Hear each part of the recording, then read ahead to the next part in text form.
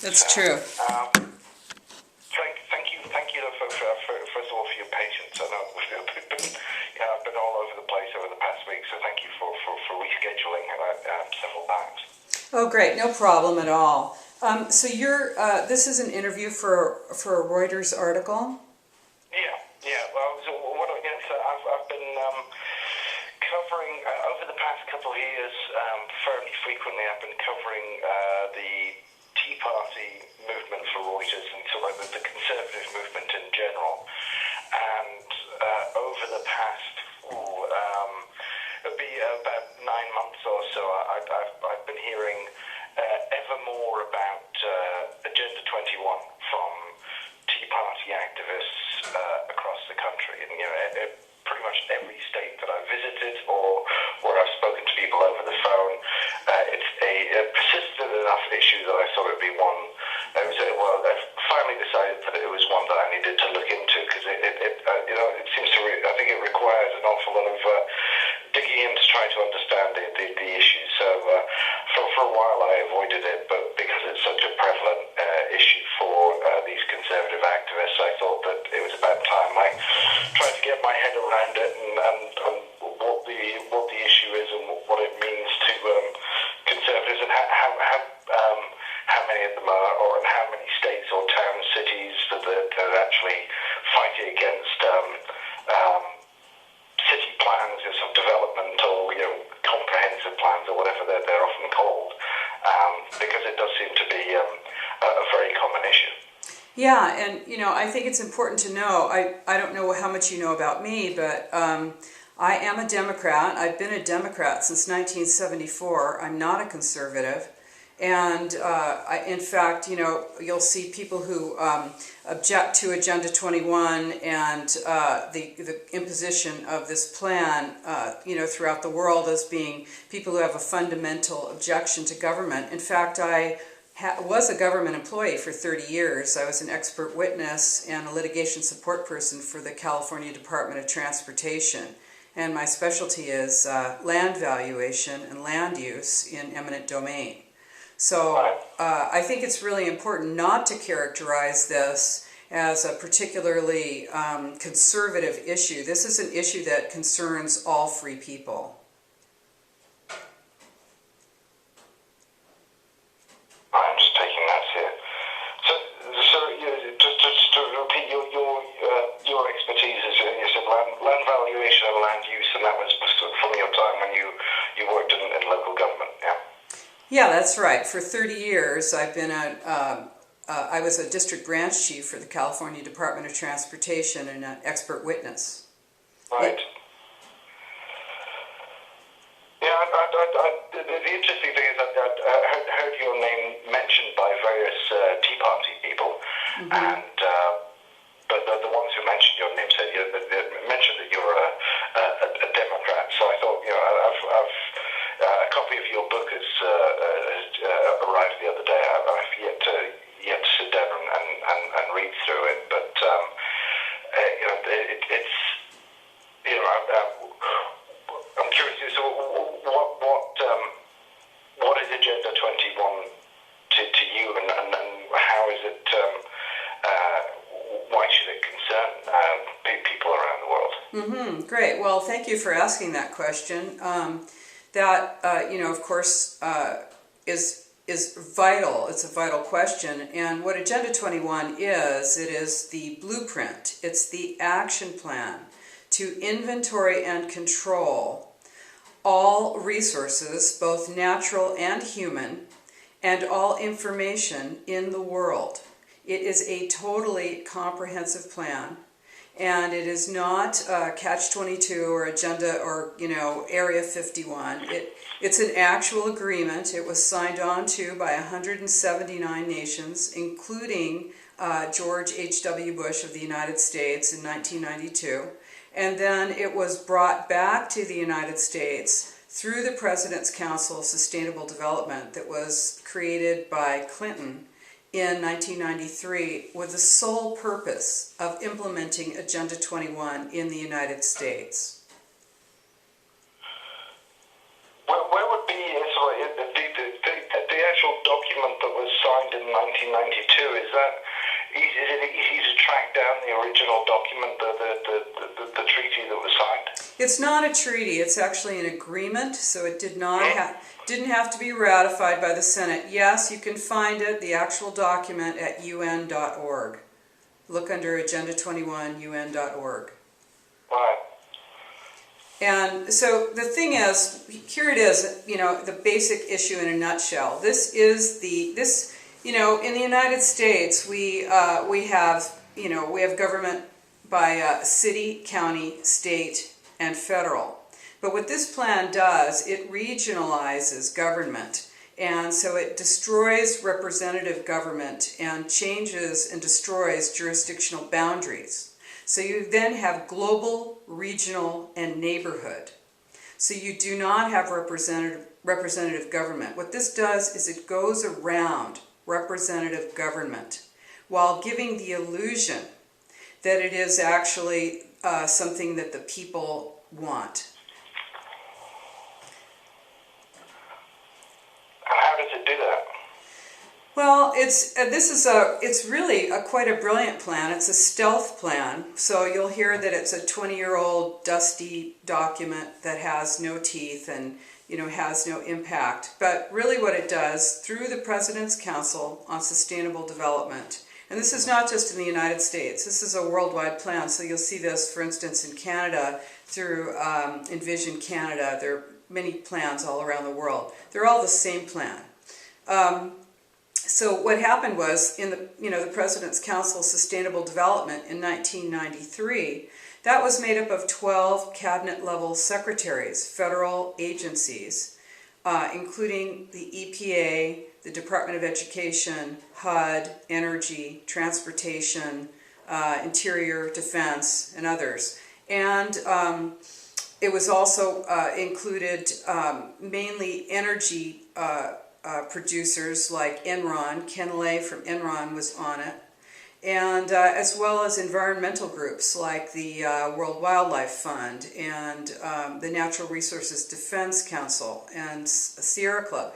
Together, the President's Council of Sustainable Development was created to change policy, federal policy, and to also change land use plans all across the United States. And they did that by, they did change their actual administrative policies, but they also gave a multi-million-dollar grant to the American Planning Association, which is a partner in this plan. And they came up with a book called Growing Smart, Legislative Guidebook, with model statutes for planning and the management of change. All of this is in my book, and in case you're worried about being able to take notes. Right. Anyway, this is how it was done. You are going to see if you interview people who are in the opposition, what they'll say is that it has nothing to do with Agenda 21. That that they're planning. That you can't live without planning, and that planning. That they're soliciting people's opinion all across the country, and that we have a fundamental objection to government. That's what you're going to see. All of that is a propaganda lie. What this plan does is it actually, through land use, it restricts our ability to use our rural lands, and it moves people out of the rural and suburban areas and into the dense city centers. And it uses, and this is called smart growth, and it uses our tax dollars, our property tax dollars, and our transportation tax dollars. Plus it uses grants and awards from private industry as well, like Siemens Corporation, IBM, and others, GE, to actually change, through social engineering, change our land use plans, our regional plans, our educational system, and our transportation system, to restrict our use and access to rural areas, and to basically subsidize the hardscape for our future poverty in the city centers. And this is smart growth, high density development in urban city centers. Right.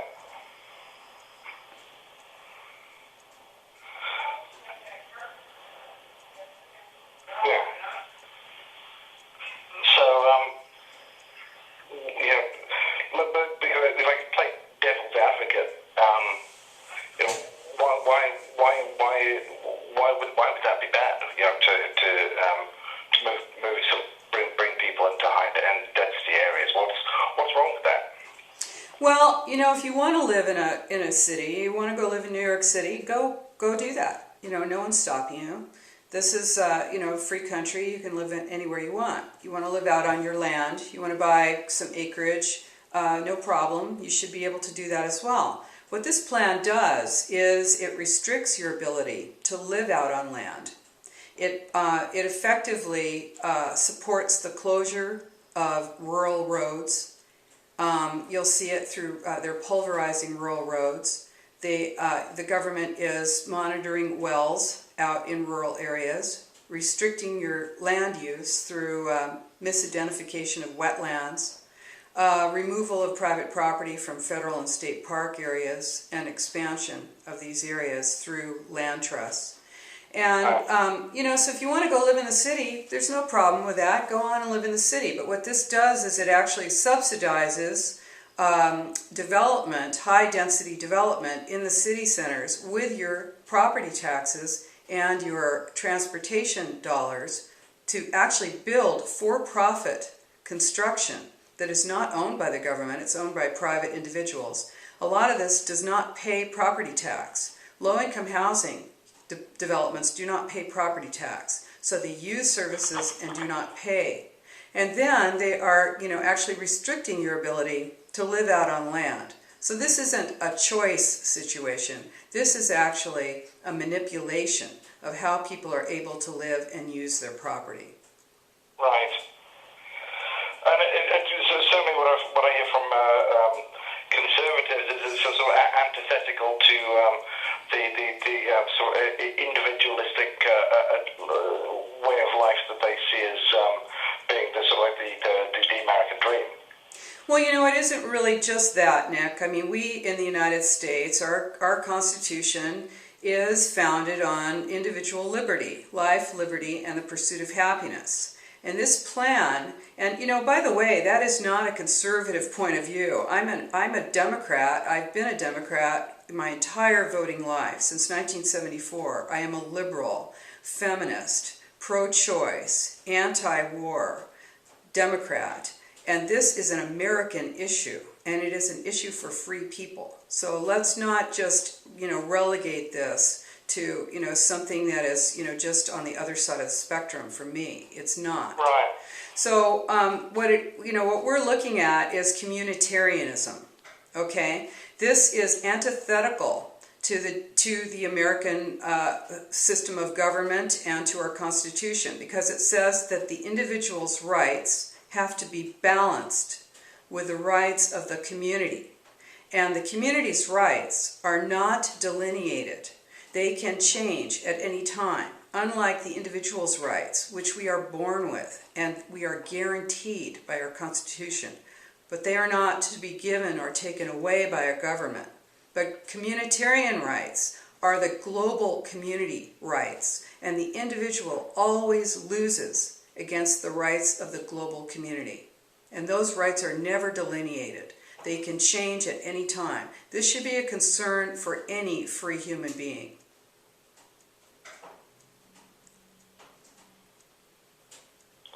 Yeah, one of the truly interesting things, Rosa, when I was in Iowa last week, before I got dragged into covering some breaking news there, was I was talking to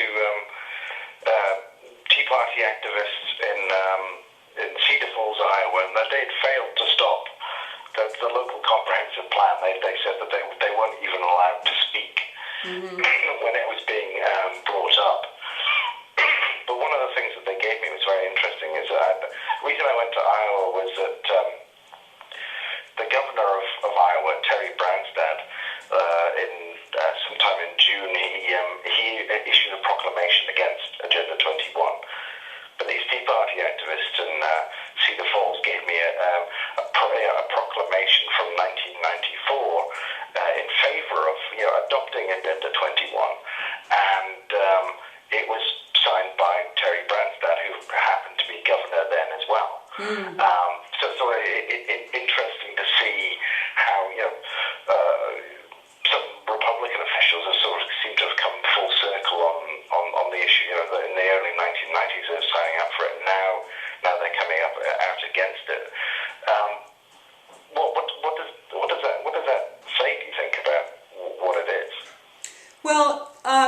one can take different points of view on whatever that is, and I am not familiar with that particular governor. I could say that it's a way to maybe divert attention from the issue, or that he has really become aware of what it actually is, because of course the Republican Central Committee, the National Central Committee, has come out with a resolution condemning United Nations Agenda 21 and ICLEI, which is an implementation organization that is throughout the world, and also a stealth organization, and operates in plain sight, but it's a stealth organization.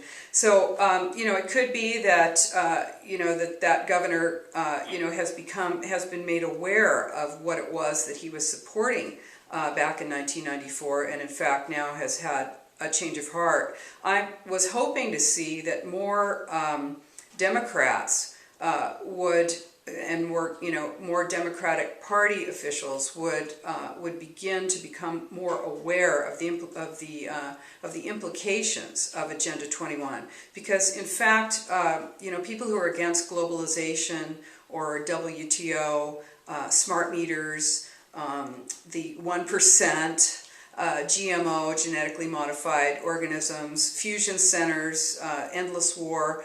These are issues that are often identified and associated with the left, but in fact they are also part of Agenda 21. Agenda 21 is also, it supports and enables the National Defense Authorization Act and drones, domestic surveillance. This is all part of Agenda 21, total information. Right. And you said it was the Republican National Committee, did you say? Was it the one that issued condemned Agenda 21, or was it, did I hear you correct, or? You sure did. That's right. Yes. That was... No, actually I looked that up. So it was the RNC that did that. How recently was that? That was quite recently. I kind of lose track of time because I'm traveling. I know you know how that feels. I travel all over the U.S. and give speeches on this, so I kind of lose track of time. But it's on my website. I believe it's. I believe it was back in. It might have been back in May or April, or it might have been a little earlier. But it was this year. And in addition to that, the state of Alabama passed a law, an act. It was Senate Bill 477, signed into law by the governor of Alabama, that basically condemns, I think it's called due process for property rights, and it condemns Agenda 21 and says that no money can go to ICLEI or any non-governmental organization that supports Agenda 21. Right. Yeah, I saw that about Alabama. I was curious with the RNC. It does seem as if there is a sort of growing sort of how do you put it, sort of mainstreaming of Agenda 21, because it is at first sight, I've heard this from Tea Party people as well. They say at first sight it just sounds like a big conspiracy theory. Yeah. But it does seem to be resonating with more sort of like the Republican establishment as time goes on. Yeah, and it's not a partisan issue, and I want to reiterate, it does, the reason it's called Agenda 21, it's not called that by the opposition, particularly. It was named that by the United Nations. It is the agenda for the 21st century, and it's called Agenda 21 by the UN. And it's also sustainable development. So when you're interviewing people who profess to have no idea what Agenda 21 is, you ask them, about sustainable development. Ask them if they know what the genesis of sustainable development is, where it comes from. It comes from the United Nations, from the 1987 Rutland Commission, the World Commission on Environment and Development at the United Nations. And that 1987 document, from that, Our Common Future, came Agenda 21 5 years later. That was the the production of the World Commission on Environment and Development. Right. It's the World Commission on Environment and Development, right? Yes, that's correct.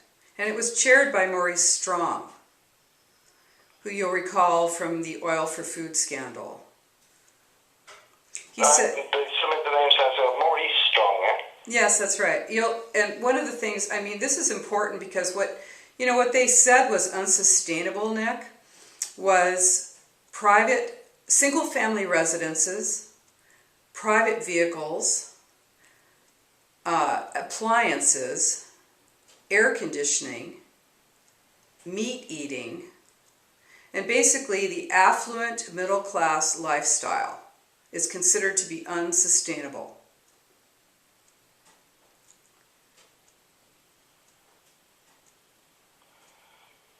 So AC, meat eating, private vehicles, appliances, and single-family residences.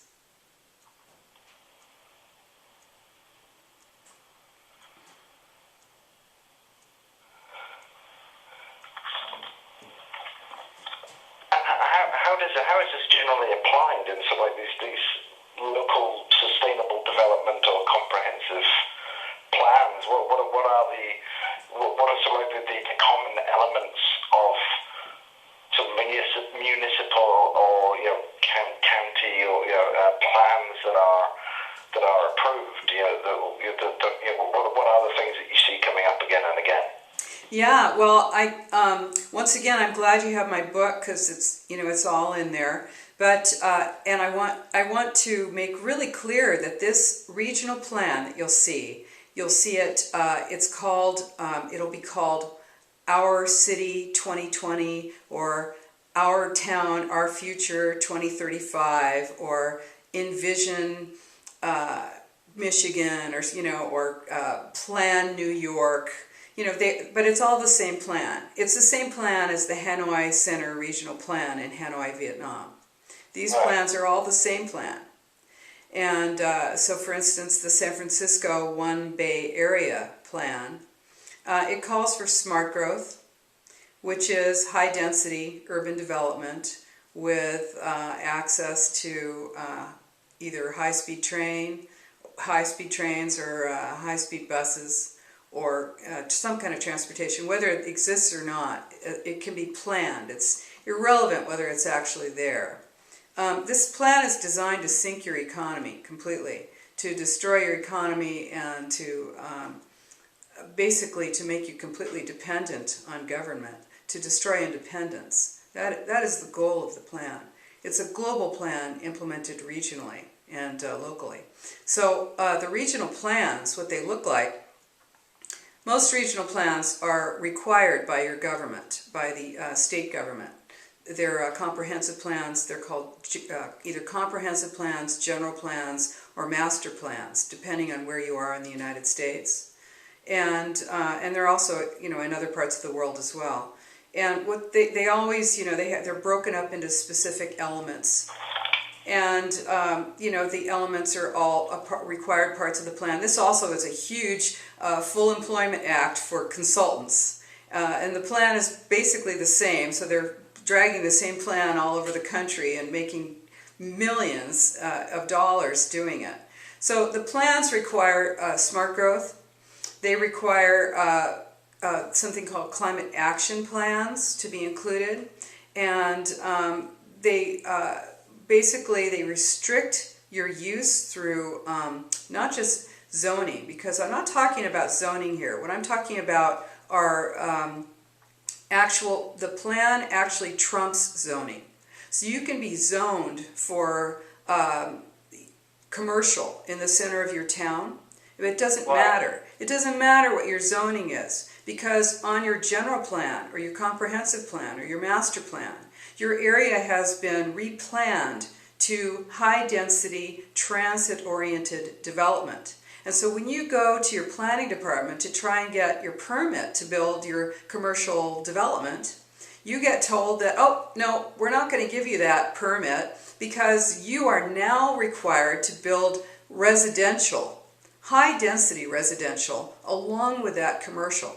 And that is very, very hard to finance. And so what happens is a lot of those areas are redevelopment areas, or they are designated as transit areas, and they will be eligible for subsidies, but not, you're not going to be able to get those subsidies, even though you're the property owner, because you don't have a track record in developing that kind of high-density, mixed-use development.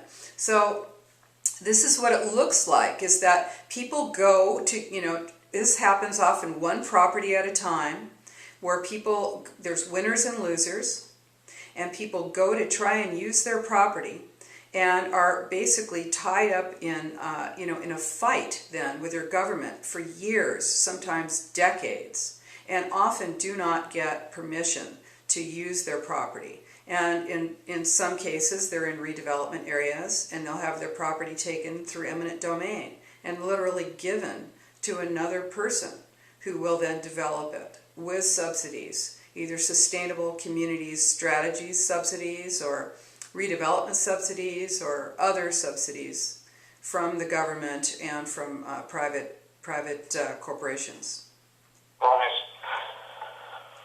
Well, one interesting thing that I have encountered, Rose, is including a number of people who've mentioned your name among your Tea Party activists, including Katrina Pearson in Garland, Texas. Mm-hmm. She said that what they encountered was a lack of understanding on the part of their local council, was implementing a comprehensive plan, but didn't understand what the implications of it were. And she said that what they ended up doing, what they discovered worked best, was actually not mentioning Agenda 21 or the United Nations, but just focusing on what the individual issues were, because she said that as soon as they mentioned UN Agenda 21 and tried to explain what it was all about, she said that that they found that their local officials just switched off because they didn't understand it. Is that sort of, because that seems, some of the other people I've spoken to as well said that particularly these folks in Cedar Falls, Iowa, they said that they wished that instead of focusing on Agenda 21, that they'd focused on the problems in the plan, because they said that by focusing on Agenda 21, they were, the local council was able to dismiss them as just a bunch of wackos. Mm-hmm. Well, that train has left the station, as I say. This is not a conspiracy theory. This is a conspiracy fact.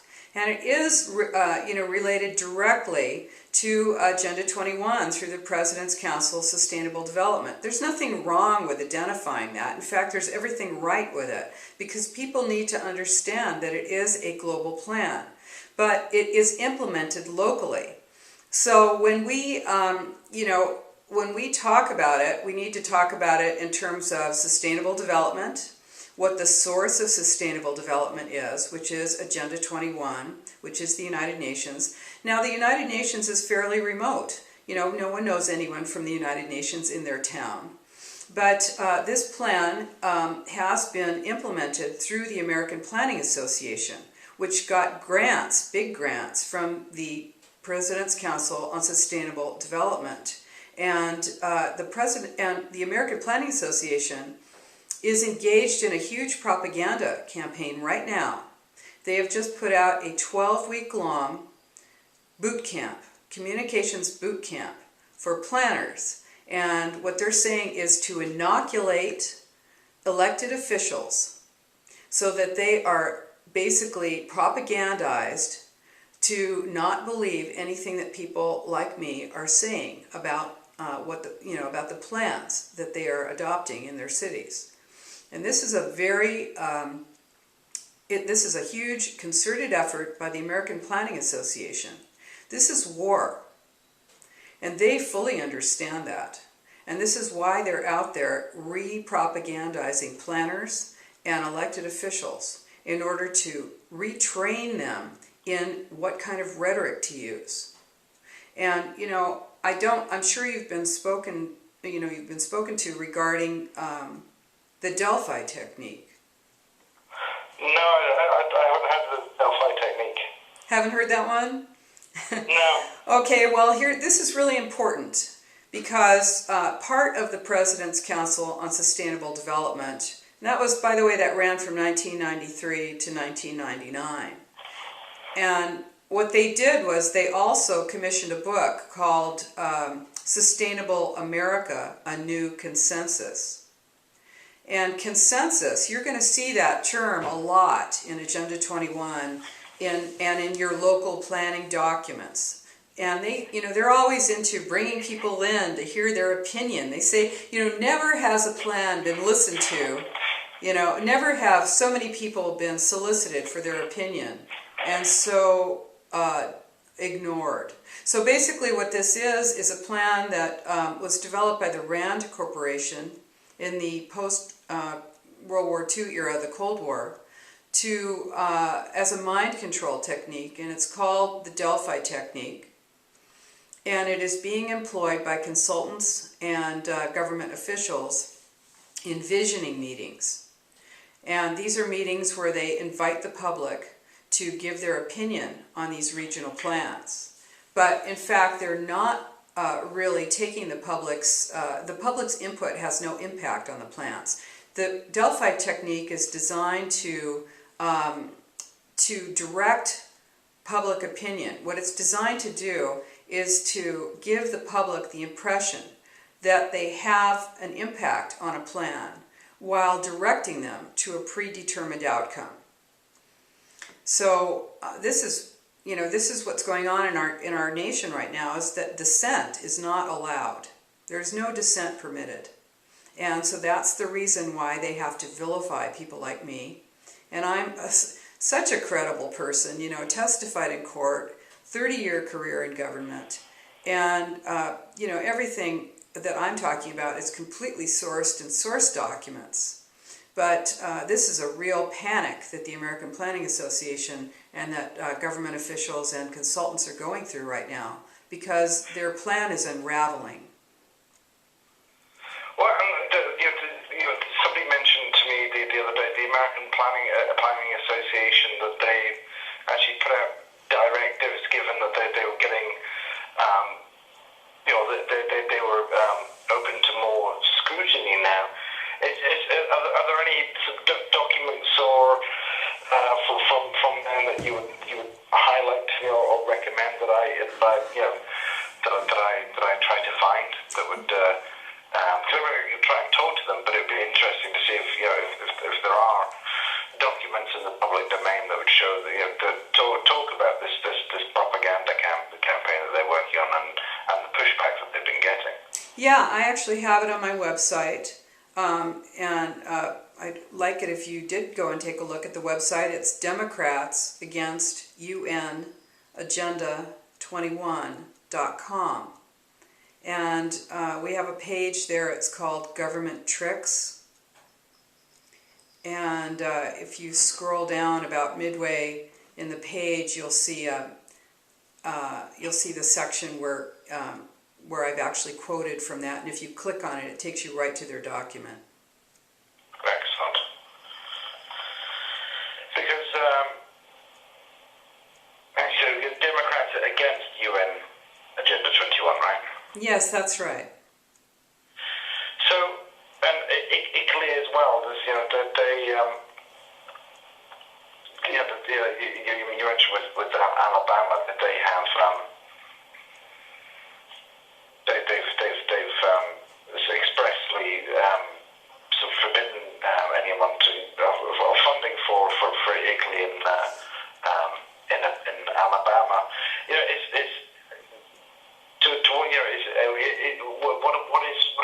What is the genesis of ICLEI? Well, ICLEI was created in 1990, prior to the adoption of Agenda 21 in 1992. And ICLEI actually these are letters, ICLEI, and they stand for International Council for Local Environmental Initiatives. But they've changed their name excuse me, they changed their name about 7 or 8 years ago to Local Governments for Sustainability, because they recognized that people were starting to wake up and realize that they were an international group. It's a stealth organization. They actually wrote some of Agenda 21. I believe they wrote Chapter 28 at least. And it's basically a policy and implementation arm of Agenda 21. They say that they represent over 600 million people in 80 countries worldwide, but most people have never heard of them. The majority of the population in the United States and Canada are in ICLEI cities. And these are cities who have signed on to ICLEI. It's a membership organization. And they sell software. And their plan is actually an inventory and control plan. And remember, that is what Agenda 21 is, an inventory and control plan. And that's what ICLEI does. It inventories and controls and manipulates greenhouse gas emissions right now. But in Southeast Asia, they're rolling out a new plan for water. And water is going to be, and is right now, a huge issue, because this plan is set to control and own all water sources and all food sources. This is what this plan ultimately is, and I'm talking about Agenda 21. It's an inventory and control plan for both natural and human resources and information. It's a global totalitarian plan, and ICLEI is an implementation arm of this plan. Right.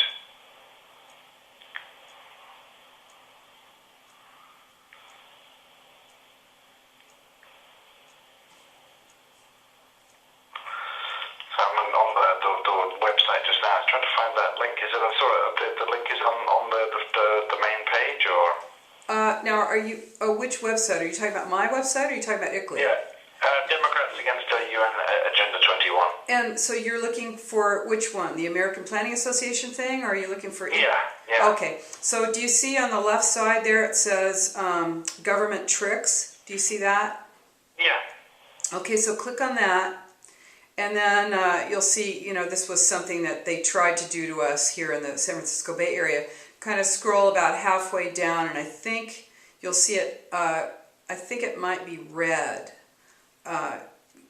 The print might be red, and you'll see it's a piece of the doc.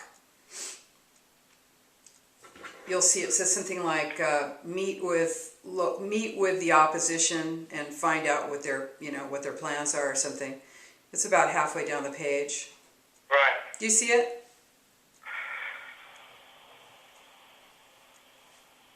Yeah. Okay, so if you click on that, it'll take you right to the doc.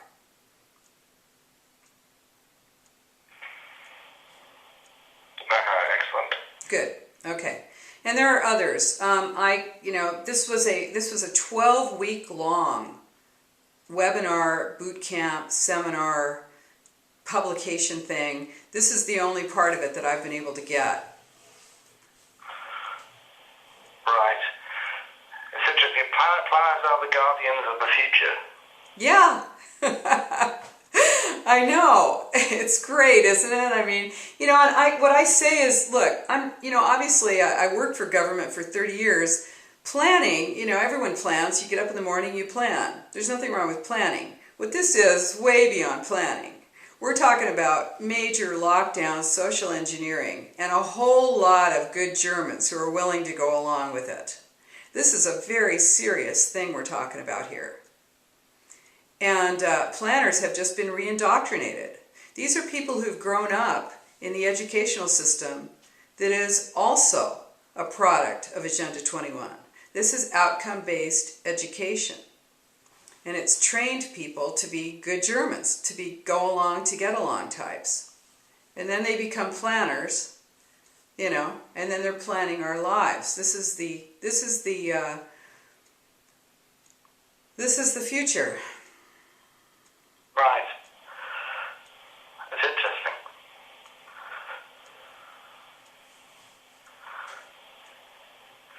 it does. Sustainable development sounds, it sounds like a nice thing. Absolutely. I mean, this is what I say about this is that it is the biggest public relations scam in the history of the world. And obviously the jargon, they must have employed the best Hollywood scriptwriters for this, because the jargon is fabulous. Who wouldn't want to be vibrant, green, progressive, consensus, capacity building? All of these things sound so fabulous. Clean air, clean water. Who would be against that? The rhetoric is fabulous for this plan. Otherwise, people wouldn't go along with it. Which is why we're exposing it, because we want people to understand they're being manipulated.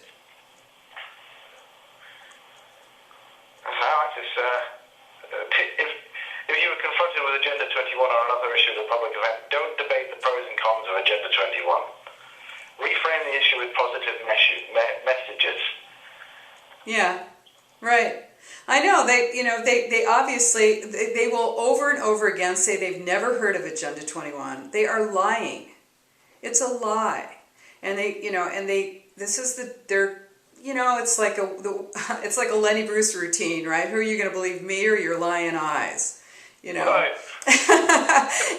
You got to say, I mean, they really have done this very well, but the fact is that it is really what I'm saying it is, and this is not, if you can relate to objective reality, you can understand that this really is happening, and that obviously they have they're fully engaged in doing their containment of the exposure of this plan, because we're in the end game now. The reason most people are getting onto it is because we're emerging from the inventory phase into control.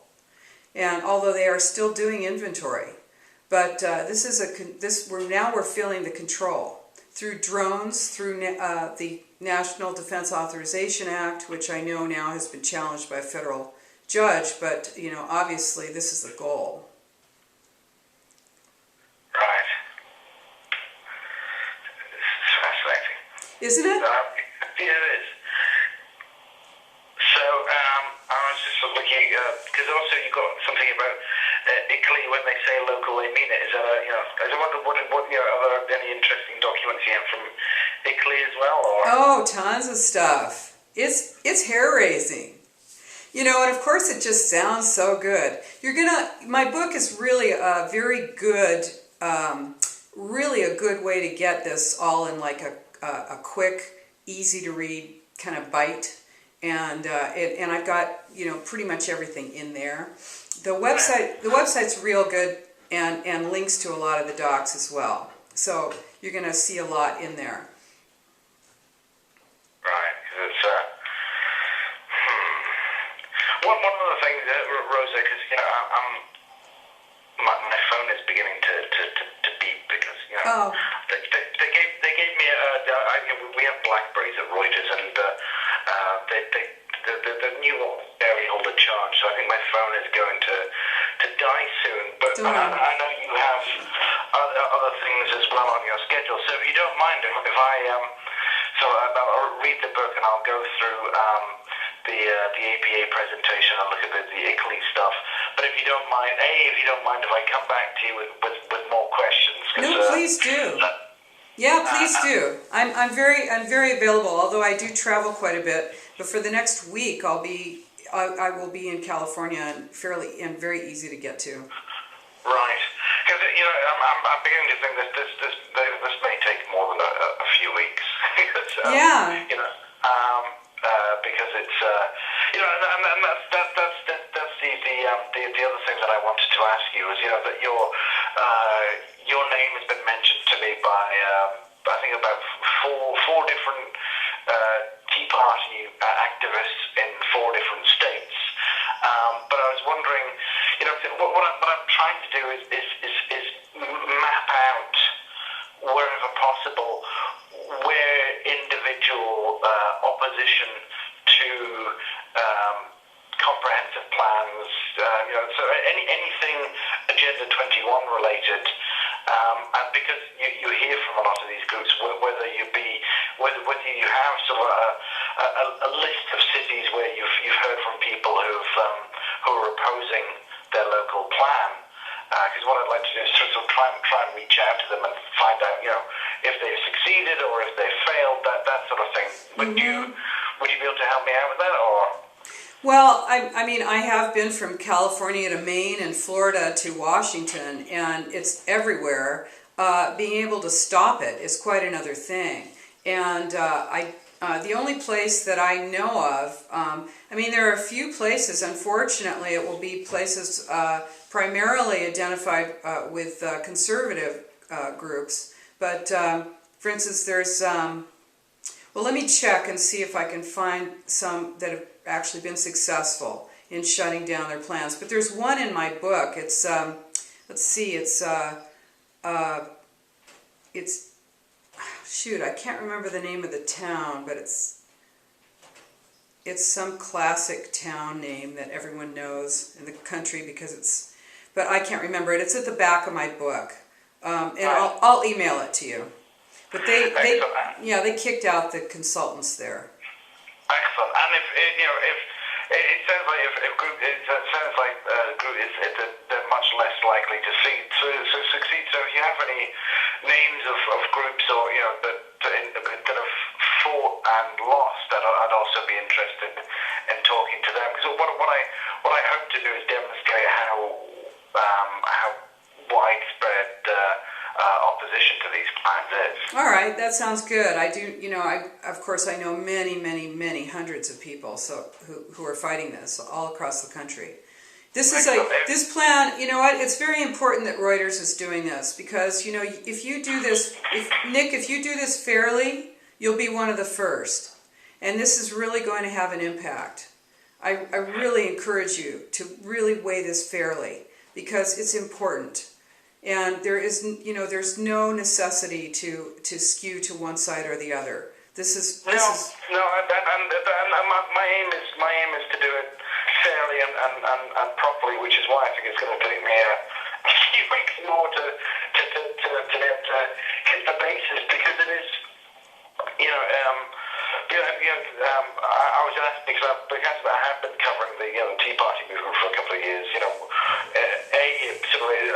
occurred to me that there's a story that needed to be done, and then one of my editors said to me, "Look, I haven't seen a proper story really looking at what this is all about and why people are so up in arms about sustainable development because it does sustainable development sounds really nice." Right. I pride myself on doing sort of balanced stories, and certainly a big part of that is I want to be able to demonstrate how widespread opposition to these plans is, and to try to go into things like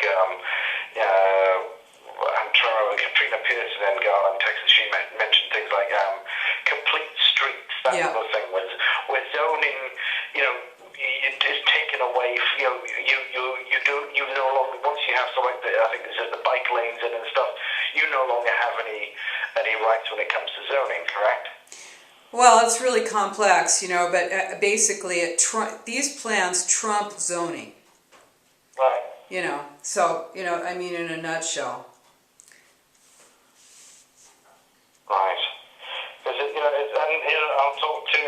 to talk to the APA and some of these, some of the cities where they've had pushback. Like, Cedar Falls, the Tea Party activists I spoke to there said, this is we weren't even allowed to speak when they passed it.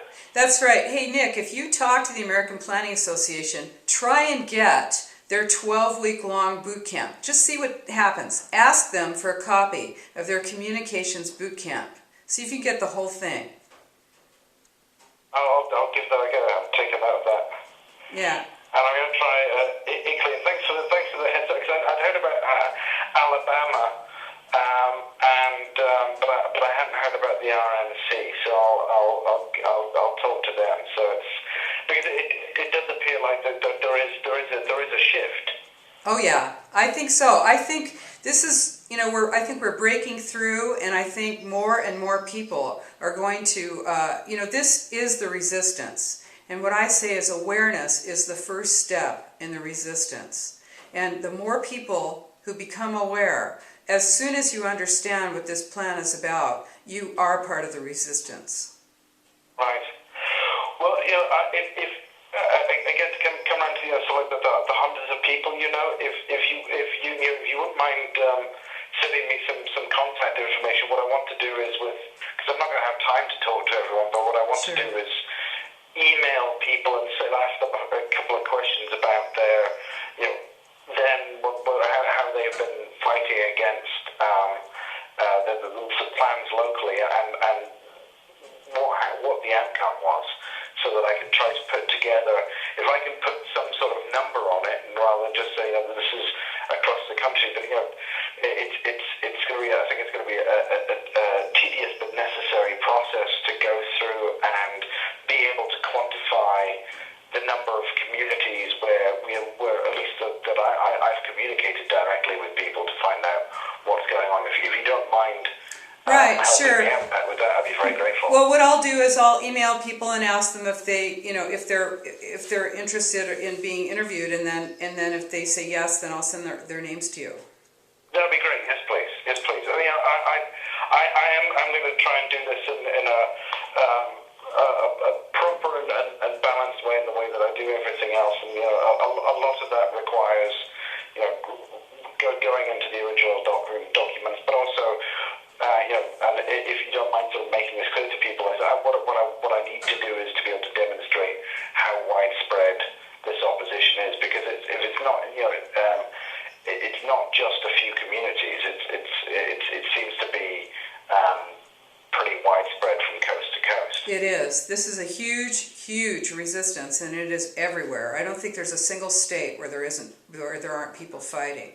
And I want to just say also, when you're looking at Agenda 21, that itself is the green mask. That's why one of the reasons I called my book Behind the Green Mask, because it looks so good, and they always throw in that they're going to be protecting underrepresented groups like women and children and the poor and minorities. But really, this plan, is itself a green mask.